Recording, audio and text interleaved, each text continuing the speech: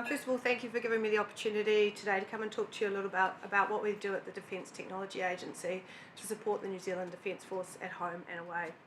The Defence Technology Agency, some of you may know about us. We're a lab of about 100 scientists based at the Devonport Naval Base.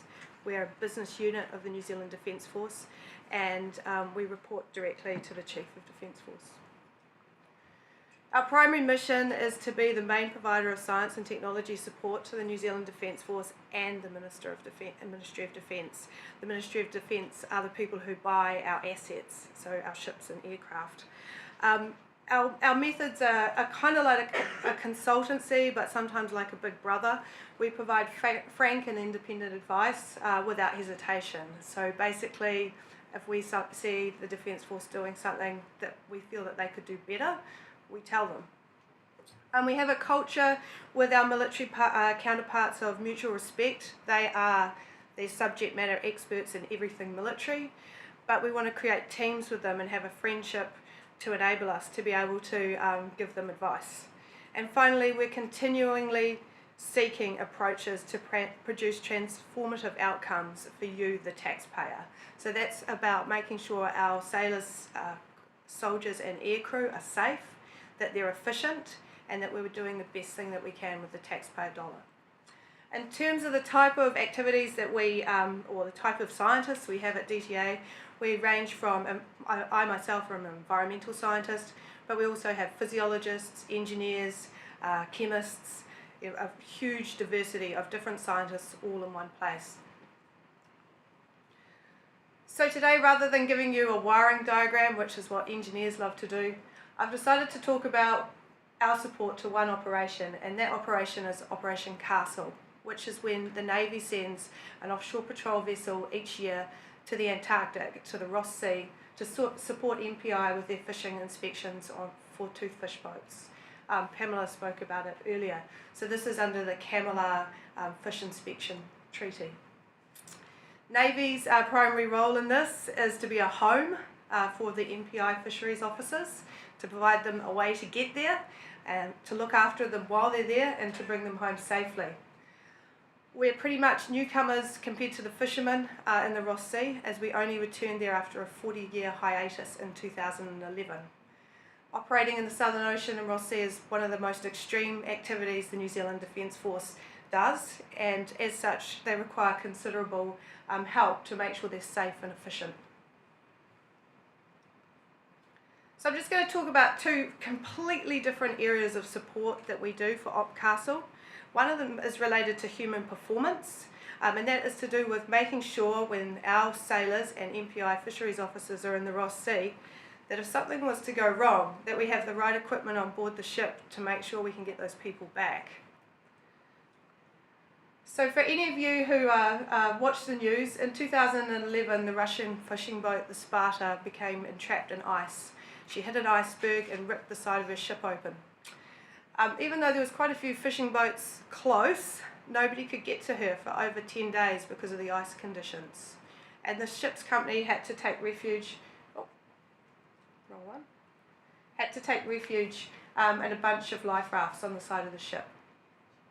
This is a photo taken from one of our Hercules. They were able to drop pumps and other such spares to the ship, and in the end she self-rescued.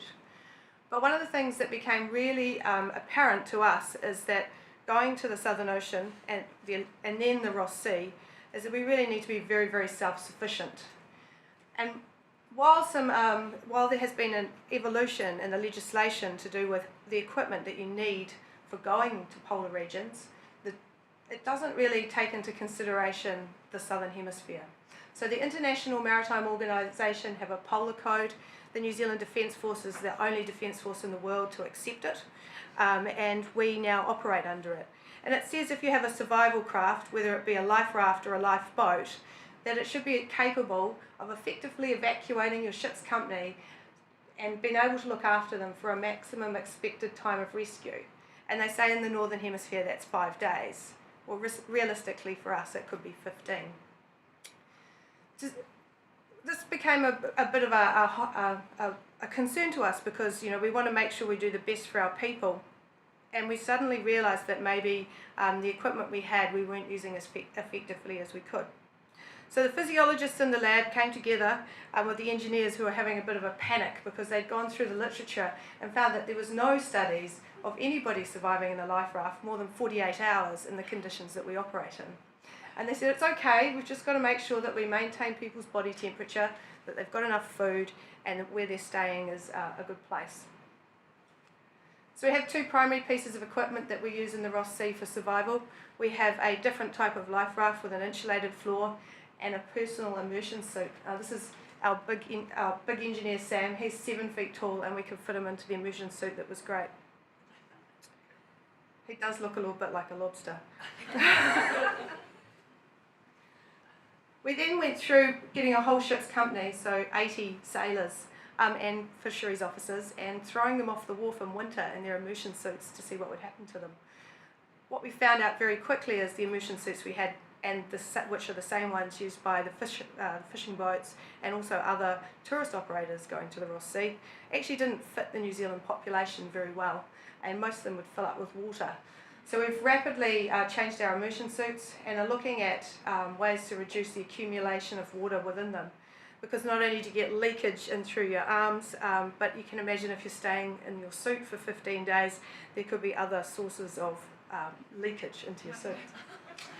So we're looking at some new technologies with some other organisations, like water absorbers that you can shove down into the suit to try and get rid of the moisture once it gets there, and coming up with some guidelines on what clothing to wear inside immersion suits. And we're going to be giving that information out freely to the New Zealand science community to assist people like NZAS. We've also been looking at the shivering response. The shivering response, our physiologists found, was enough to increase survival of people in life rafts for up to 5 days. But the big problem is it takes about 12,000 kilojoules a day to shiver. And if you look at the amount of food in a life raft, there's only 4,000 kilojoules. So it's these simple things, these really simple pieces of advice that we can give maritime operators that might increase their chance of survival. The final thing that we're working on now, and I just wonder whether it would be only a defence force who could get away with doing this, is looking at ventilation. Life rafts are enclosed, and what happens in a life raft is all the people sitting there can actually increase the temperature to a temperature where people can survive for a much longer time. The problem is, however, it also fills up with carbon dioxide and water, and so people feel claustrophobic and sick. They open the hatch and all of the good heat that they've created goes out the window, literally. So a study in Canada that by one of our partner organisations said for a 50-man life raft with 25 people in it, they can increase the temperature by 5 degrees, and that would be enough to enable our crew to survive an extra 2 days in the Ross Sea. So in August this year, we were actually putting 60 people in 2 50-man life rafts, and we're leaving them out for a few days to test these theories. Apparently, they're volunteers. So it's just trying to show you why we're doing this kind of core research. It's because there's nobody else who's really interested in these problems that we're having in the Ross Sea, and so we've got to fill the gap ourselves.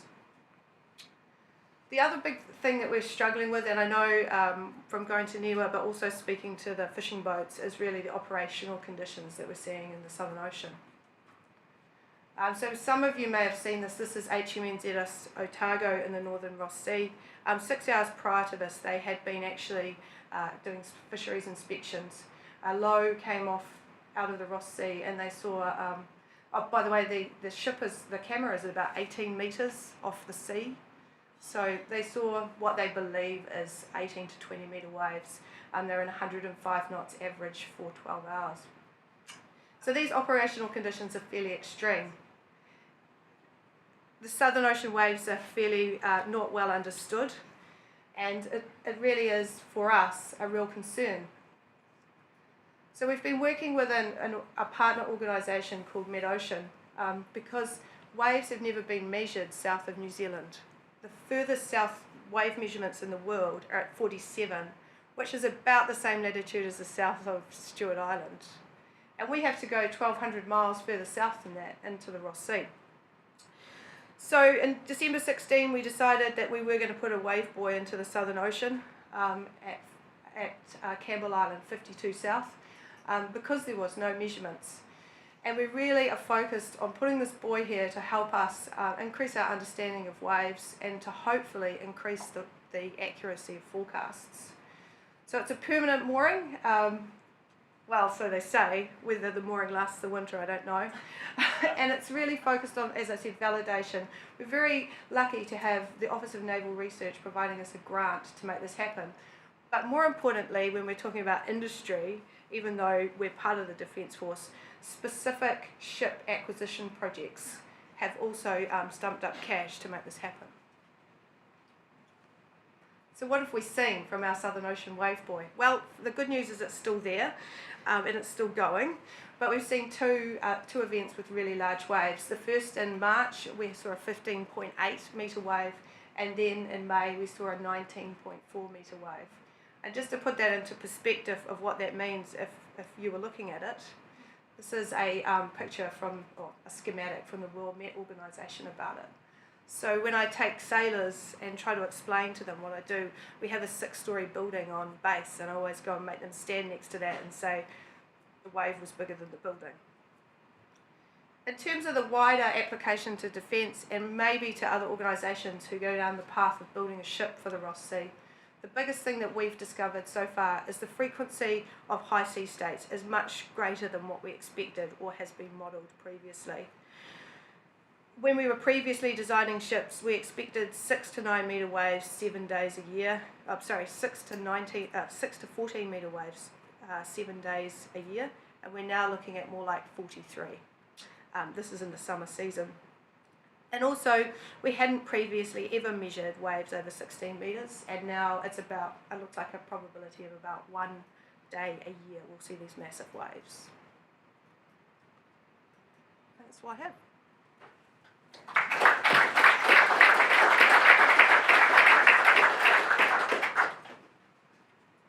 Thank you, Sally. Well, we're back within time. How about that?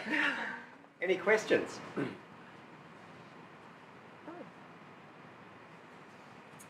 Really interesting research. I was just thinking in terms of the North Pole and thinking about how much activity there is around there. And you're saying that all of the Russians and Norwegians and Canadians and all those people that are operating up there commercially, that they don't have this kind of survival gear that you're developing, or they haven't done research into surviving in those conditions in maritime environments? Well, the real difference is with the Ross Sea is that because it's 2,000 miles from the New Zealand mainland, and because primarily you can't get rescued to the land there, we're in a much more isolated position. So even the Antarctic Peninsula isn't, if you go to the Antarctic Peninsula you're better off. They can helicopter rescue to the land there. So even though our ship would be close to the land, we can't be rescued to the Antarctic continent. Yeah, so that's why we have to do things slightly differently. Yep. How is communication over there? Is it radio or satellite or? In the Ross Sea? Yeah. So actually communication is a really difficult thing in the Ross Sea, because all of our ships, not only do they go all the way down south, but they go all the way up north too. And so the primary method we use of communication is a geosynchronous satellite. And so it's really good at the equator. But when you go down south, you fall off the footprint, and that was actually one of the learnings of the first time we went down south, is that we actually fell out of our normal communication method, and we had to go back to using HF radio, which I believe they used in the Second World War. But luckily, we still had those skills on board and the equipment. So communications is really difficult. Yep. Would communications be like an next step for something you want to improve in case, something does happen? Yeah, absolutely. So since that time when we had the problem in 2011, we actually take a different type of satellite now, which the satellites go over the poles, so there's better coverage. And we're also looking at some other methods of communicating. So as I said, we went back to our HF radios, and so we're getting much better at using those again. Yeah. Yep. Research into wave level, or sea and so on. Are you going to factor in sea and waves all the time? Are you planning to consider just how soon it's going to be high? Yeah, so the wave buoy we've put in is in the middle of the deep ocean, and it will probably only last for a little while because it'll get the mooring will break and it will go away. But we're just looking at the fluctuations in the height of the sea. We're not really concerned at this time about sea level rise. It's not really the right piece of equipment for doing that. Yep. Just wondered with those massive 16-metre waves, how do you use that information to the ships or captains? What do they do with that? They just not try to be there. Yeah. Well, absolutely, and I mean that's one of the things about this area is when we originally looked at ship observations. Interestingly, most of these areas in the Southern Ocean, there is no observations of really large sea state because people try not to be there at that time. But in terms of how our operators at the moment, how they will benefit, first of all, we're trying to improve forecast models for them. But the primary use of those really high sea states is that, as many of you would be aware, the government came out with a white paper for defence. We're about to build a tanker to supply Scott Base and McMurdo, and also a new vessel specifically for going to the Ross Sea. And we need to know the specifics of those waves to create a design that's going to be as effective as possible.